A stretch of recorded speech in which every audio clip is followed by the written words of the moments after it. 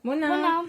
Azi au ajuns la noi niște colete de la Publishing Office și o să le despachetez împreună cu Denisa să vedem ce am primit, ce am comandat. Denisa? Nu știu ce e asta, deci o să văd pe parcurs. O să vă arătăm și vouă ce set de creație am primit și despre ce e vorba și ce o să facem cu el. Niște pixuri. Pixuri pentru mami. Da. Ok.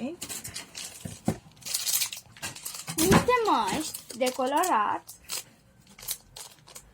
O să descoperim pentru că sunt mai multe măști Da. și o să vedem exact ce modele avem și ce vom face cu ele, cum le vom colora. Apoi, un set de spumă Eva. Vom face diverse creații, vom căuta și idei pe internet și o să vă arătăm și vouă ce am realizat. Niște acuarele, mami, vom picta. Sigur. O să vedem, vă arătăm și vouă ce am pictat, deși eu nu mă pricep la pictat, dar mă bazez pe Denisa să mă ajute. Da. Niște creioane colorate cu care o să colorez. Avem și multe cărți de colorat, așa că au venit la fix. Da. Și ia uite. Și un lipici. Avem și un lipici, pentru că dacă tot vom crea, o să avem nevoie cu siguranță și de lipici. O să revenim cu poze, să vă arătăm ce am creat zilele astea.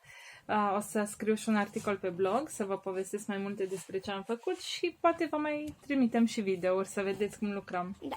Pa! Pa!